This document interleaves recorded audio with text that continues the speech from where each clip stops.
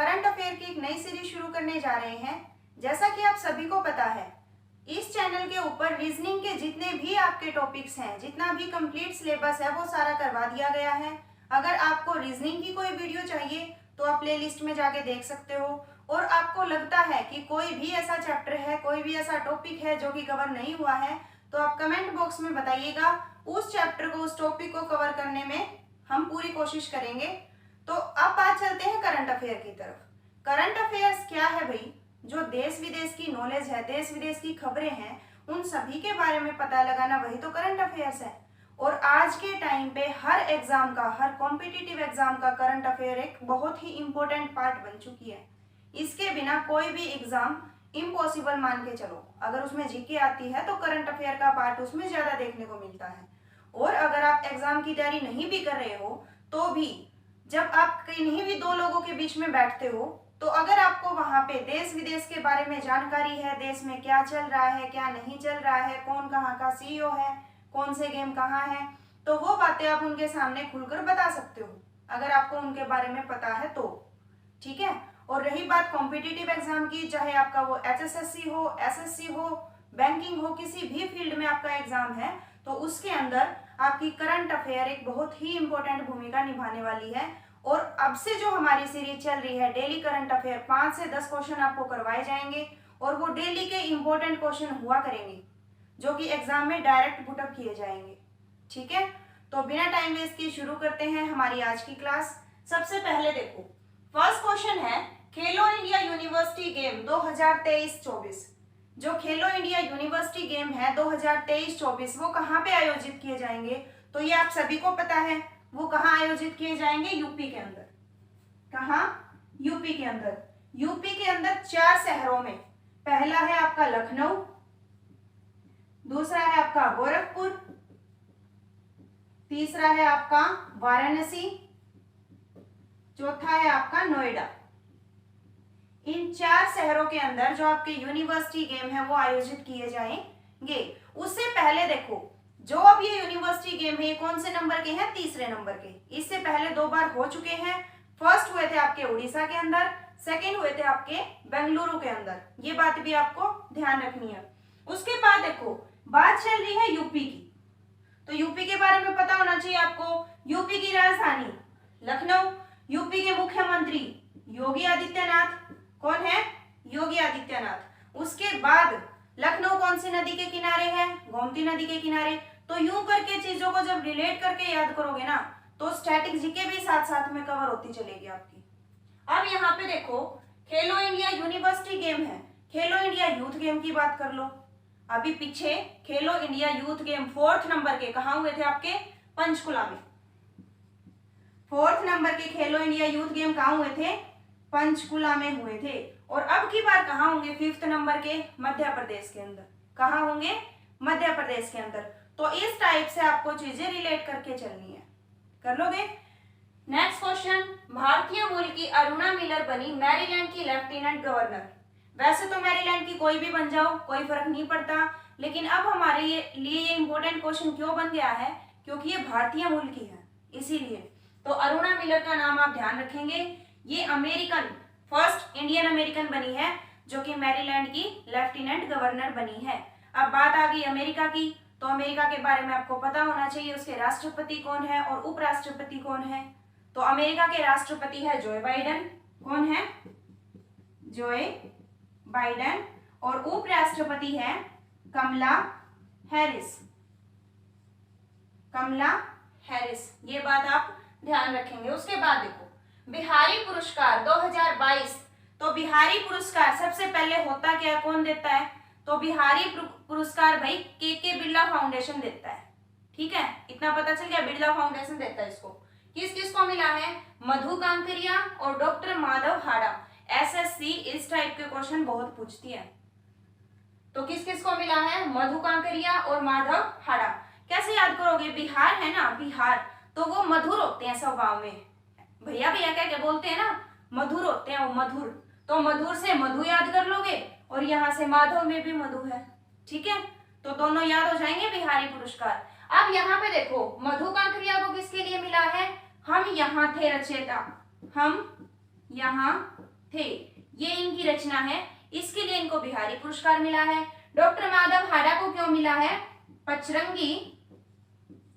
पचरंगी चोला पहन सखीरी, पचरंगी चोला पहन सखीरी, ये इनकी रचना है, इसके लिए इनको बिहारी पुरस्कार मिला है। याद कर लोगे। एडिडास के न्यू सीईओ, एडिडास कहाँ की कंपनी है? जर्मन की कंपनी है, जर्मनी कंपनी है ना ये। तो एडिडास के सीईओ किसको बनाया गया है? बियोन गुल्डेन, बियोन गुल्डेन। ठीक है, गुड से याद कर लेना, जो एडिडास के जूते होते हैं वो गुड मतलब अच्छे होते हैं, तो वहां से गुड गुल्डेन कर लोगे। उसके बाद है 2023 महिला विश्व बॉक्सिंग चैंपियनशिप। 2023 की महिला विश्व बॉक्सिंग चैंपियनशिप कौन आयोजित करेगा? इंडिया करेगा भाई।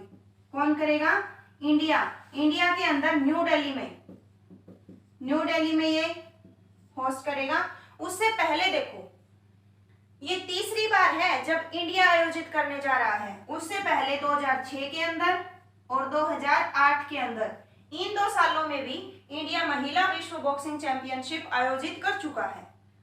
पुरुष वाली एक बार भी नहीं की, महिला वाली तीसरी बार कर रहा है, इस बात को आपको ध्यान रखना है। उसके बाद नेक्स्ट क्वेश्चन देखो। नेक्स्ट क्वेश्चन है आपके सामने, सेकंड बिम्स्टेक कृषि मंत्री बैठक आयोजन करता, यानी जो बिम्स्टेक की कृषि मंत्री बैठक हुई है दूसरी बार, उसके आयोजनकर्ता कौन है? तो उसके आयोजनकर्ता है भाई आपके इंडिया। कौन है? इंडिया के अंदर आयोजित की गई है ये। और इसके अध्यक्ष कौन बने, यानी किसकी अध्यक्षता में की गई? तो हमारे जो केंद्रीय कृषि व किसान कल्याण मंत्री, किसान कल्याण मंत्री कौन है भाई?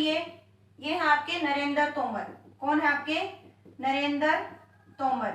इनकी अध्यक्षता में ये बैठक की गई है। तो इसके अंदर एक मेन उद्देश्य क्या रखा गया है? आप सभी को पता भी है कि जो अंतरराष्ट्रीय बाजरा वृक्ष घोषित किया जा चुका है वो कौन सा है? 2023। यानी आपसे पूछ लिया जाए 2023 को कौन सा ईयर घोषित किया गया है, तो ये है आपका अंतरराष्ट्रीय बाजरा वर्ष। कौन सा है? अंतरराष्ट्रीय बाजरा वर्ष। उसके बाद देखो बिम्स्टेक होता क्या है भाई? बिम्स्टेक कुछ देशों का समूह है, जैसे 7 देश हैं, इसके अंदर कितने हैं? 7 देश है।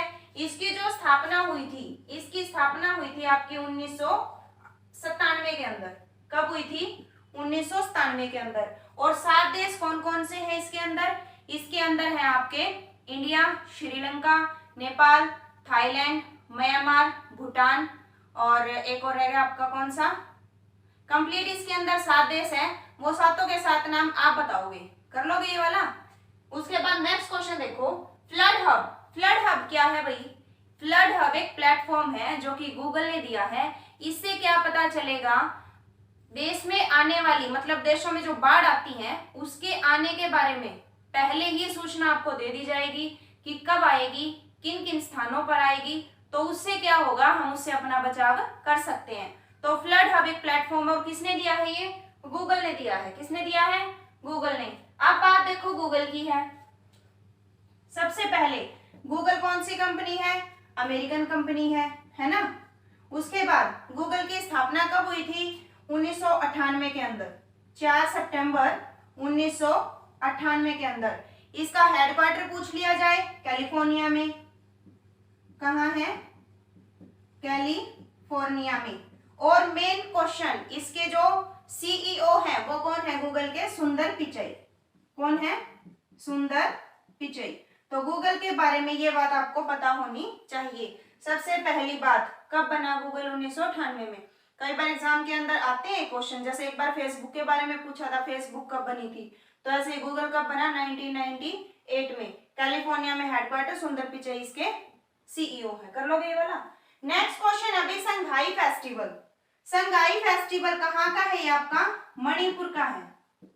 कहाँ का है? मणिपुर का है। तो क्वेश्चन डायरेक्ट आएगा एग्जाम के अंदर कि हाल ही में संघाई फेस्टिवल कहाँ मनाया गया? मणिपुर के अंदर।